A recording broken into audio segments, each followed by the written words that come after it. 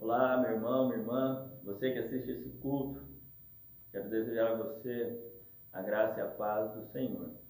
E aqui poder compartilhar com você mais um texto da Palavra de Deus, nesse momento que nós temos separado para cultuar em família.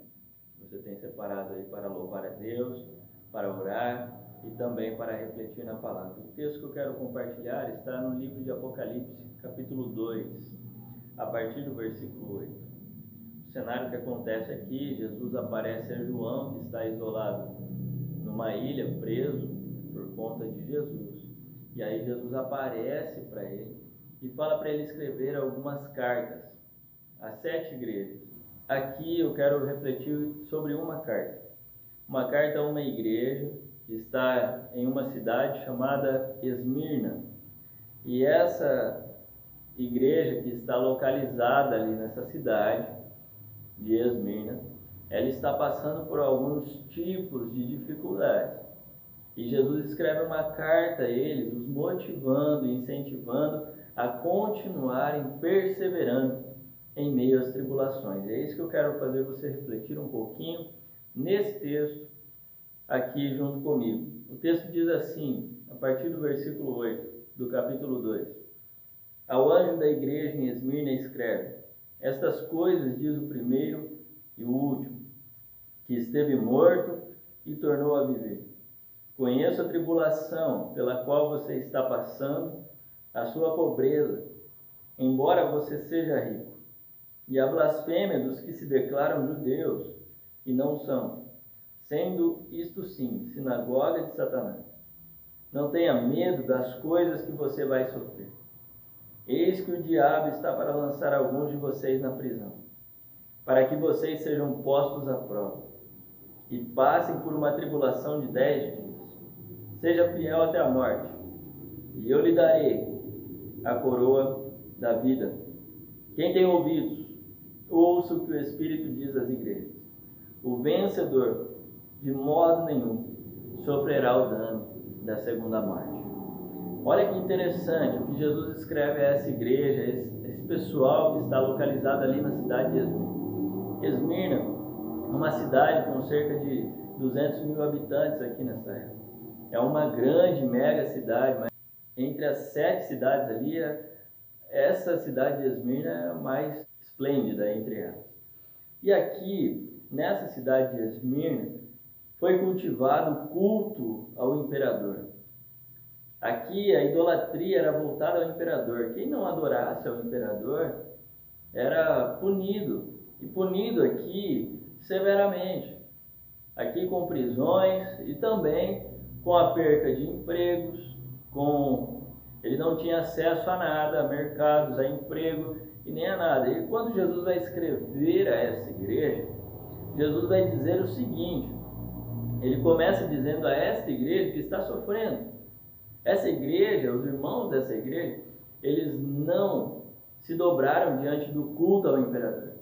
Esses irmãos da igreja, eles não cederam diante das pressões. Pelo contrário, esses irmãos estavam permanecendo fiéis a Deus, mesmo em meio às tribulações que eles estavam enfrentando. E as tribulações aqui eram severas. Eu quero ver isso com você no texto. O texto começa dizendo o seguinte: ao anjo da igreja, o anjo é referente ao pastor, ao presbítero da igreja aqui nessa época. Ele diz o seguinte: ao anjo da igreja de Esmirna escreve: estas coisas diz o primeiro e o último, aquele que esteve morto, mas reviveu. E aí Jesus já começa dizendo o seguinte: quem está escrevendo é aquele que está no controle de toda a situação. Eu sou o primeiro e o último. Eu estou no controle da história. Eu estou no controle da jornada, da situação da vida de vocês. Eu estou conduzindo tudo. Eu sou o soberano. Eu sou aquele que esteve morto, mas reviveu. Eu sou aquele que não tem começo nem fim. E aí ele diz o seguinte: eu conheço a tribulação pela qual você está passando. E aqui é legal, porque Jesus, quando se apresenta a essa igreja, ele se apresenta, quem está dizendo é aquele que morreu, é aquele que sofreu, ele está se identificando com essa igreja. Ele está dizendo o seguinte: eu também morri, eu também sofri, só que tem um detalhe: eu revivi, eu ressuscitei e eu estou vivo. E agora ele olha para a igreja e diz o seguinte: eu também conheço a sua tribulação, eu sei o que você está passando. Essa igreja aqui, sabe o que ela estava passando? Esses irmãos, o texto em si vai dizer, Jesus já começa dizendo para eles assim: eu conheço a tribulação pelo qual você está passando, a sua pobreza. Pobreza aqui no sentido de não ter absolutamente nada. Essa igreja, por causa de Jesus, está sofrendo a pobreza, a falta de recursos, por conta dessa vida que eles escolheram ter com Cristo. Isso os levou a uma perseguição e também ao afastamento do trabalho, do mercado e tudo mais na cidade, porque a cidade é voltada ao imperador. E quem não se volta ao imperador é punido. E essa igreja estava sendo punida por conta de Jesus. Só que tem um detalhe: Jesus olha para eles e diz assim: eu sei o que vocês estão passando, eu conheço a tribulação, eu conheço o sofrimento, eu conheço tudo isso que vocês têm enfrentado. Só que aí, quando Jesus fala da pobreza deles, ele diz assim: embora vocês sejam ricos. Olha que fantástico que Jesus está dizendo: eu conheço a sua pobreza. E eles eram pobres, eles não tinham nada, por causa desse caminho que eles escolheram de andar com Jesus. E isso, a consequência foi de não ter absolutamente nada, perder tudo. Só que tem um detalhe: Jesus olha para eles e fala o seguinte: apesar de vocês serem ricos, qual é a riqueza que essa igreja tem? Essa igreja está passando pela pobreza, mas ela é rica espiritualmente, com os valores do reino de Deus, com o Senhor na vida deles. Eles são ricos. Por quê? Porque eles decidiram abrir mão de tudo por causa de Jesus. Eles decidiram permanecer fiéis em meio às tribulações da vida por conta de Cristo. E não importava o cenário ou a situação que eles estivessem enfrentando. O que importava para eles é a questão de andar com Jesus, de ser fiel a Jesus e de caminhar com Ele. E aí Jesus se apresenta a eles e diz: apesar de vocês serem ricos, eu sei da pobreza, mas para mim vocês são ricos. Ao contrário da igreja de Laodiceia, que quando Jesus vai olhar para eles, Jesus fala assim: vocês são ricos, vocês têm tudo, vocês não precisam de nada, mas para mim vocês são pobres. Vocês, espiritualmente, vocês são pobres, cegos e nus. Olha só que interessante, essa igreja aqui é o oposto. Ela é pobre, mas aqui a ideia não é a pobreza, que é sinônimo de riqueza espiritual. Aqui o detalhe é que mesmo em meio à pobreza, esses irmãos permaneciam fiéis a Deus. E a questão aqui é a fidelidade a Deus, é o compromisso com Deus. A questão aqui é de caminhar com Ele em meio a qualquer circunstância, tendo muito ou tendo pouco. É aí que nós encontramos a verdadeira riqueza. Qual riqueza? De andar com Cristo independente das circunstâncias, de caminharmos com Jesus independente das situações. E aí a gente caminha e permanece fiel a Ele, independente daquilo que aconteça. Jesus diz para essa igreja o seguinte: para mim vocês são ricos. E ele vai falar um pouquinho sobre os judeus aqui. Alguns judeus dessa época, que tinha nessa cidade judeus também. Só que a sua religião era reconhecida por Roma. Então eles não sofriam algum tipo de perseguição, como essa igreja de Jesus sofria. E pelo contrário, esses judeus se voltavam contra a igreja de Jesus, criticando e blasfemando contra esses irmãos. E aqui Jesus vai dizer sobre eles também. E a blasfêmia dos que se declaram judeus não são. Pelo contrário, são sinagogas de Satanás. E aí Jesus continua dizendo: não tenha medo das coisas que você vai sofrer. Olha só, essa igreja está sofrendo, essa igreja está passando por necessidades básicas e sofrendo perseguição do governo por conta da fé que eles têm.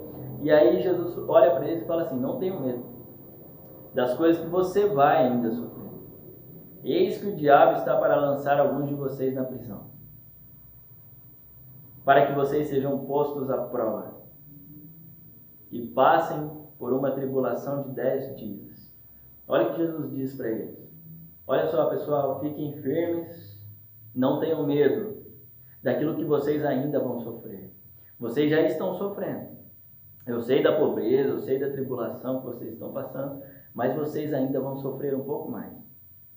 E dizendo aqui a essa igreja mesmo, para ela, literalmente para essa igreja, vocês vão sofrer um pouquinho mais, o diabo vai colocar algum de vocês na prisão, vocês vão ser presos e colocados à prova. Só que tem um detalhe, vocês passarão por uma tribulação de 10 dias. Essa ideia de 10 dias aqui é um período curto de tempo, que essa tribulação ela tem um fim, ela tem um começo e ela também tem um fim. Jesus está olhando para eles dizendo o seguinte: vocês vão passar por uma tribulação que ela tem um começo, mas é por pouco tempo. Ela vai acabar, ela vai cessar. Só que tem um detalhe em meio a tudo isso. Jesus olha para essa igreja e diz assim: seja fiel até a morte, e eu darei a você a coroa da vida. Esses irmãos que moravam na cidade de Esmirna, Esmirna era uma cidade que competia nos Jogos Olímpicos. E essa cidade conhecia o valor da conquista e da vitória. Essa coroa da vida era aquela coroa de louros que colocava sobre a cabeça do vencedor dos Jogos. Quando essa igreja vê essa fala de Jesus, dizendo, vocês receberão a coroa da vida, eles estão entendendo o seu contexto, entendendo a importância dessa fala de Jesus. Essa coroa não é uma coroa apenas de louro, essa coroa é a coroa da vida eterna. Essa coroa é a coroa que Jesus vai nos dar. Vai dar a quem? Ao vencedor. Qual vencedor? Aquele que permanece fiel. Aquele que caminha fiel até a morte. Jesus diz para ele, ser fiel até a morte. Ser fiel independente das circunstâncias. Ser fiel mesmo em meio às tribulações que vocês têm enfrentado. E é por minha causa que vocês têm enfrentado essas tribulações. E continuem fiéis a isso. E aí ele termina dizendo, quem tem ouvidos ouça o que o Espírito diz às igrejas. O vencedor, de modo nenhum, sofrerá o dano da segunda morte. Olha só, Jesus diz para eles assim, se vocês permanecerem fiéis até a morte, vocês receberão a coroa da vida. E vocês não irão sofrer o dano da segunda morte. O que é a segunda morte? A segunda morte aqui é a destruição eterna. Quando você vai no Apocalipse ler e estudar sobre isso, o próprio Apocalipse vai dizer para a gente que a segunda morte é o lago de fogo e enxofre, onde Satanás, com seus demônios, e também aqueles que decidiram caminhar por si próprios, irão para a condenação eterna e serão destruídos. Essa é a segunda morte. Aqueles que rejeitaram a Cristo, aqueles que abandonaram a Cristo, seja por qual motivo for, diante das tribulações, das prisões, das dificuldades, abandonaram a Cristo e decidiram seguir por si mesmos seus próprios caminhos, esses irão para a condenação eterna. Mas Jesus diz assim, se vocês forem fiéis até a morte, vocês não irão para essa condenação. Pelo contrário, vocês receberão a vida eterna. Vocês estarão no meu reino comigo. Diante de tudo isso, desse cenário e disso que a gente comentou, para que a gente reflita, para que a gente cresça, para que a gente lide melhor com as situações que a gente tem enfrentado. Essa igreja aqui está sofrendo perseguições por amor a Cristo. E mesmo assim, eles são fiéis a Jesus. Essa igreja aqui, ela vai ainda passar por mais dificuldades. Alguns vão ser presos ainda, vão ser colocados à prova e talvez encaminhados até para a morte. Só que tem um detalhe, Jesus olha para eles e fala assim, sejam fiéis até a morte. Sejam fiéis. Por que sejam fiéis até a morte? Talvez a gente olhe para a nossa situação hoje, para os sofrimentos que a gente tem enfrentado, passado, e a gente talvez olhe para Deus e fale, Senhor, o Senhor não sabe o que eu estou passando.